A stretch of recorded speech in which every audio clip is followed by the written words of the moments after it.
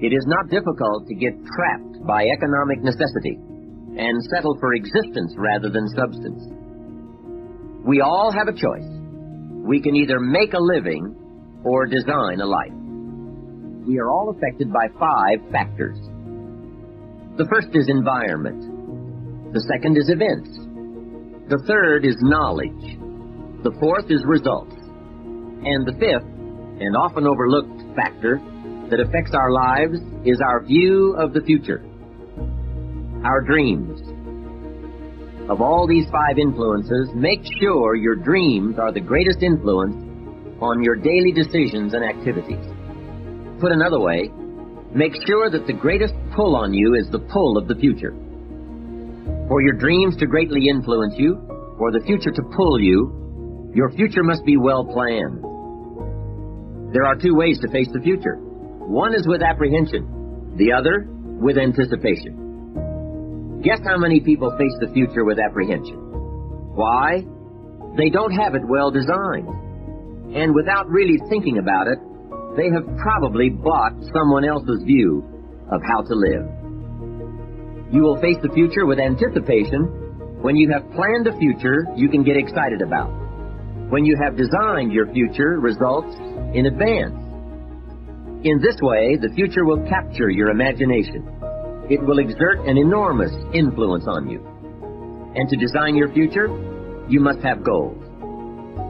Well-defined goals are like a magnet. They pull you in their direction. And the better you have defined them, the better you have described them, the harder you work on them, the stronger they pull. And they pull you through all kinds of difficulties, too. Without goals, it is easy to let life deteriorate to the point where you're just making a living.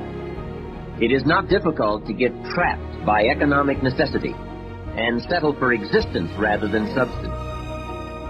We all have a choice. We can either make a living or design a life. Now, we're going to take some time to actually start designing the next 10 years of your life. We're going to start setting your goals. Goal setting is one of the most important skills to develop if you want to design your future. I'm going to give you enough homework not only to keep you busy for the rest of your life, but also to help you create the kind of life you may have always dreamed about living, but never believed possible. So let's get on with it. The sooner you exert the discipline, the sooner you will be enjoying the results. Once the results start to come, believe me, you won't mind the hard work and discipline it's going to take. Now, get a sheet of paper, and at the top of it, write the words, long-range goals. I'm going to ask you some questions, and I want you to jot down the answers. If you don't have paper and pen handy, follow along with me now anyway, just listening. Then later, listen again when you can write down your ideas. After I've asked the questions, which is the first part of this exercise, you can stop the tape and work on your answers. All right, let's start this exercise. The basic question you are going to answer is, what do I want within the next 1 to 10 years? I want you to take about 12 to 15 minutes and make a list of at least 50 things you want within the next 1 to 10 years. These are long-range goals. To help you get started with your list, consider these questions. What do I want to do? What do I want to see? What do I want to be? What do I want to have? Where do I want to go? And what would I like to share? Now, with these thought starter questions in mind, answer the basic question. What do I want within the next 1 to 10 years? See how many things you can write down. At this point, don't take the time to describe in detail everything you want. This is the time for you to let your thoughts pour, to write fast and to abbreviate.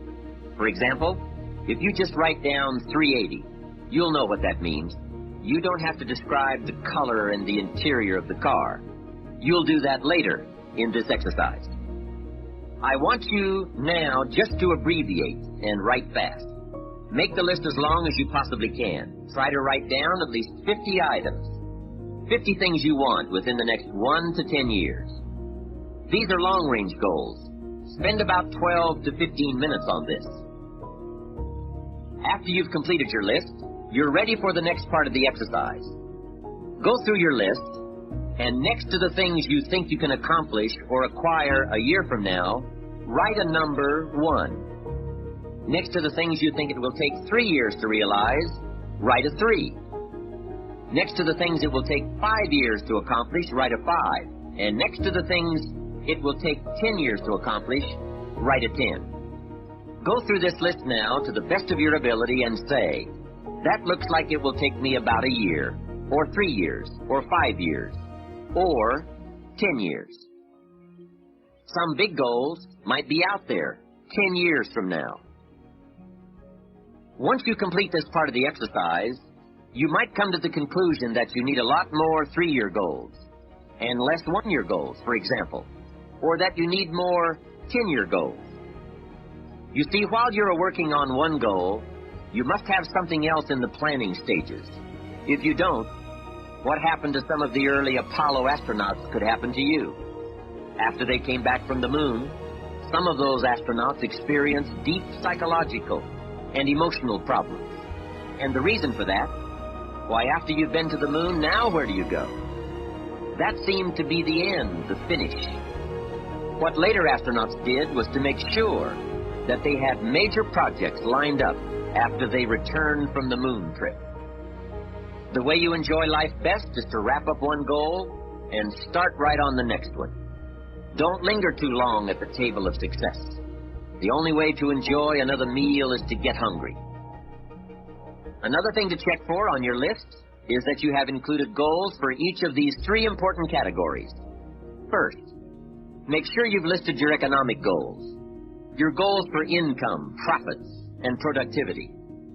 Second, make certain your list includes material items you want, tangibles, such as a home, a car, a boat, furniture, or jewelry.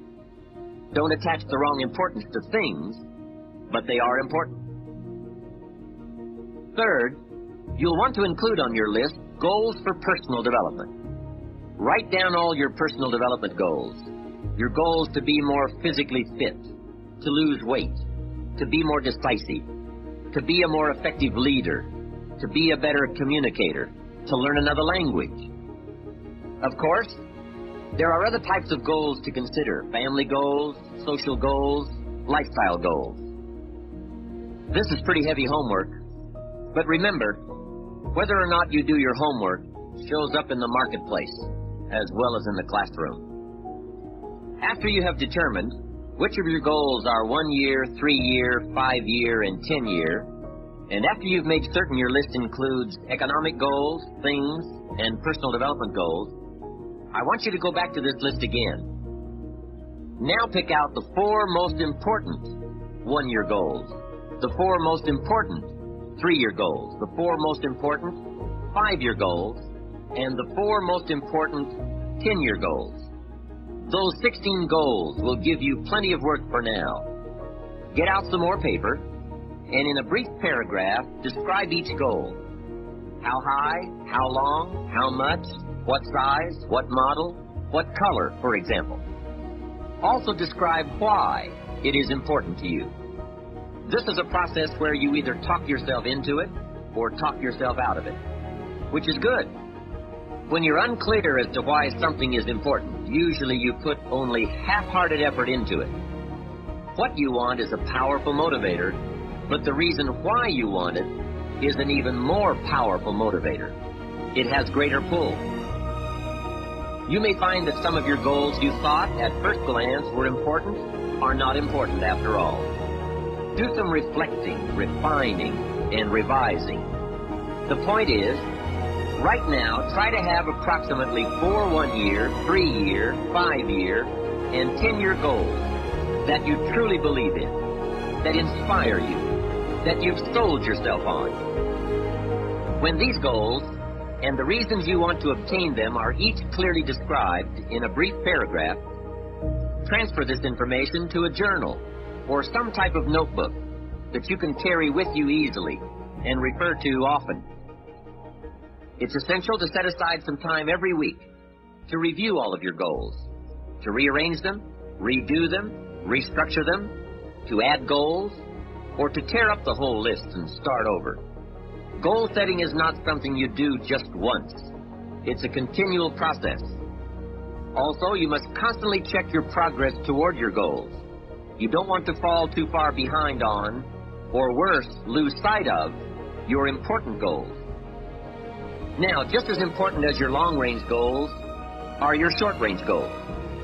Your goals for tomorrow, next week, next month, 6 months from now. These are goals you can accomplish within the next year, the immediate future. We call these goals confidence builders. When you work hard, burn the midnight oil, and accomplish these little things, it builds your confidence to go for your long-range goals.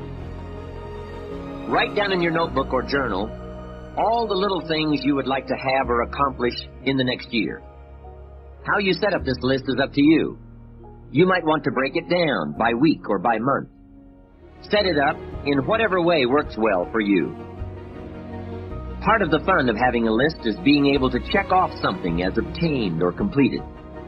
Every week, try to check off at least one thing on your list of short-term goals. And when you are able to check off something major, something on your list of long-range goals, celebrate. Make winning joyful.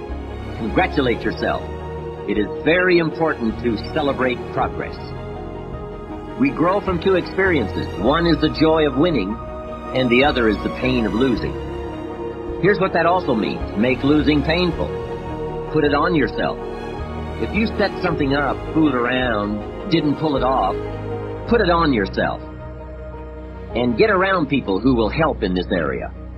Hey, don't join an easy crowd. Go where the expectations are high, where the pressure to perform is high. It's how we grow.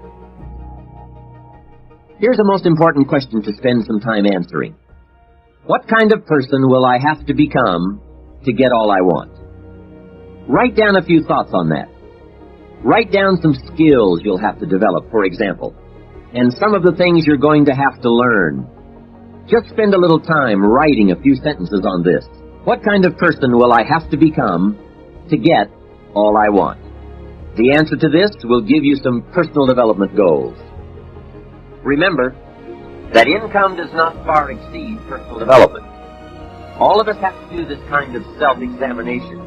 I have to look at my own life and say, well, here's what I want, but am I willing to become what it takes to get what I want? If I'm too lazy, if I don't want to learn, read, study, and grow to become that kind of person, then I cannot attract what I want. Now, either I have to change my wants, or I have to change myself.